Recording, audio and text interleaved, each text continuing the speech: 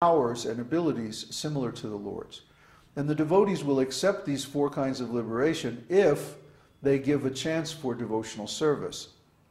If they are offered these different kind of liberation without association of the Lord or devotional service, the devotees won't accept. They won't accept because it's hellish. It's hellish to be without the association of the Supreme Lord. That's why everybody's suffering in this material world. We're all suffering actually from separation from the Lord. The Lord is our dearmost friend. He's our unconditional lover, eternally. And when we're separated from Him, like when we're identified with the material body and the material energy, then we feel terrible.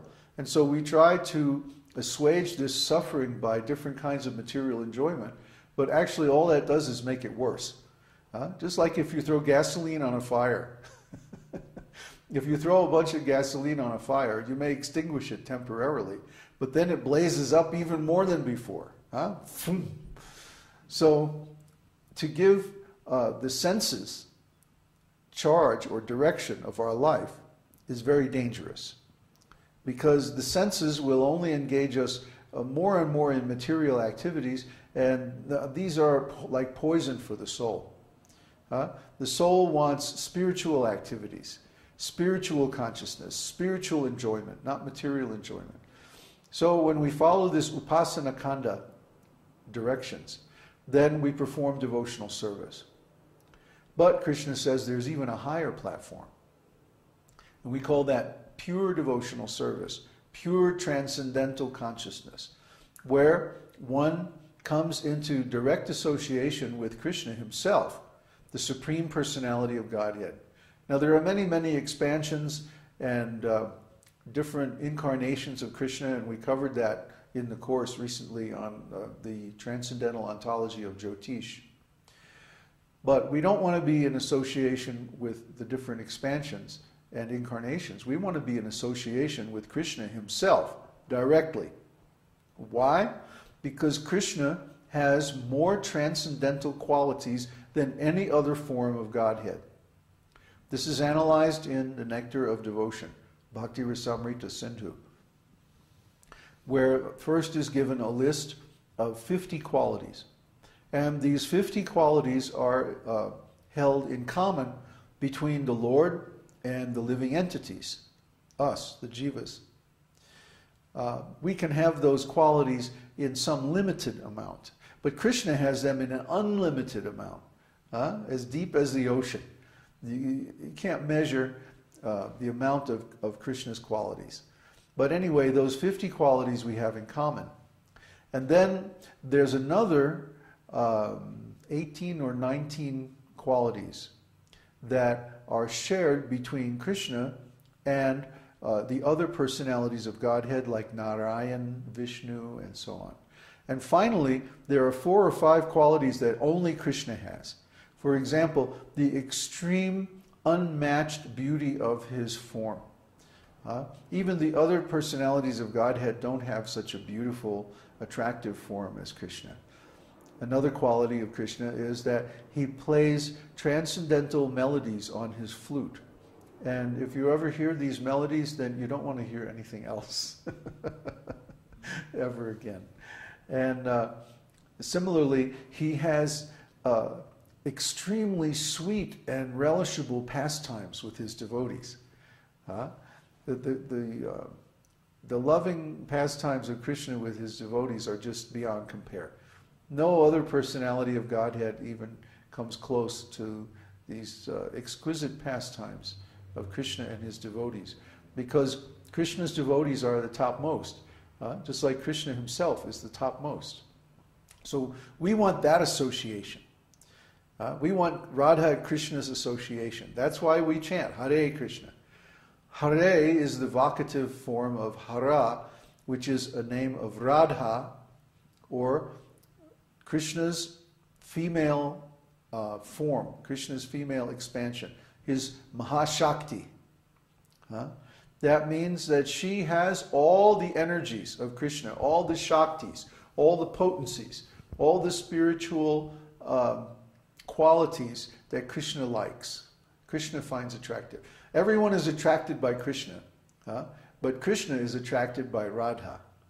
So if we become servants of Radha, then automatically Krishna is attracted, and we always have his association.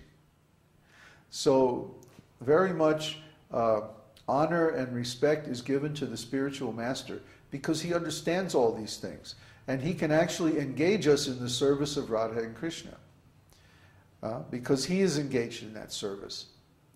Our lineage comes down from Chaitanya Mahaprabhu, and Lord Chaitanya is Krishna himself. Shri Krishna Chaitanya Radha Krishna Nahe Anya.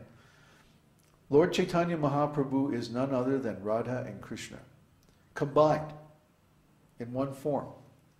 Krishna on the inside and Radha on the outside. So even though he's Krishna himself, he appears in the mood of Radharani in order to relish her special spiritual qualities. There's a shloka that explains Krishna sees that Radha, even though Krishna has unlimited transcendental bliss, he sees that Radha has 10 million times the transcendental bliss that he does. So he wants to experience this for himself. That how is this possible? I'm the Supreme Personality of Godhead. I have everything at my command, and I'm enjoying like anything. Yet, I see that she's enjoying even more than me. How is this possible? I want to relish this myself. Krishna is so attractive that even when he sees his form reflected in a mirror, he himself is attracted. So, what to speak of Radharani? She's also very attractive, like two magnets. The North and the South Pole, they automatically attract one another, even over a distance. So it's like that with Radharani's love. Radharani is called the Ashraya. That means the shelter of love of Krishna. She's the reservoir of love of Krishna. And so if we serve Radharani, if we serve her in the same mood, that's what it means to serve her, that we approach Krishna with the same mood and we offer the same kind of service to Krishna. So when we do this, Krishna is automatically attracted. He's automatically pleased by our service. And so we need to cultivate this mood which is expressed by Lord Chaitanya. That's why everybody needs to read Chaitanya Charitamrita, which is the explanation of who is Lord Chaitanya, why did he descend to this world, what was his mission, what was his philosophy, and so on. But again, unless you read Srimad Bhagavatam, you don't have a prayer of understanding Chaitanya Charitamrita. Uddhava is reading it now. How's it going, Uddhava? Well, the family relations are not easy. The relations among the Panchatattva, you mean? No, the personalities. Oh, in the spiritual world. Yeah. Well, we discussed this some time ago. It took me about 20 years to figure it out, so don't feel bad, okay? It's a very, very deep subject, but one that we have to be familiar with because that's where we're going. We're going to live there. Just like right now we're thinking, we're going to go to Chiapas and live in the jungle there, where there's all these beautiful rivers and fruit growing everywhere. And it's just paradisical. So we're studying the maps, the climate information, the history of the different places, who lives there, and contacting the people that are there and so on, making arrangements to visit. So because we want to live there, we want to know what's the climate like, what's the language like, what are the customs of the people, what do they like, what do they don't like, and so on. So similarly, if we want to go to the spiritual world and live there, then we need to know who is who. Who are the different personalities? What are their relationships? What are their moods? What are their activities? Why are they doing what they're doing? That's a big study, because the spiritual world is unlimited. It's not like this material world. This material world is limited. It's finite. The spiritual world is infinite. So when we go to the spiritual world, we need to at least know the categories of existence. And these are explained in Srimad Bhagavatam, in Chaitanya Charitamrita, in other scriptures like Brihad Bhagavatamrita.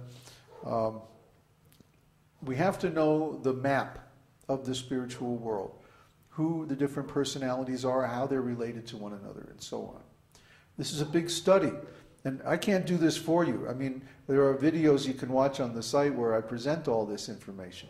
But ultimately, you have to go to the scriptures and read it yourself, and sit there and puzzle it out until you understand it. And yes, it's a big piece of work, but there's no better engagement for our intelligence than understanding spiritual knowledge according to scriptural revelation. So that's what I implore you to do. That's what I beg you to do. For your good. It's not going to benefit me. It's going to benefit you. We want you to get the benefit of the esoteric teaching, because since we attained this benefit ourselves, we've been most satisfied. And we have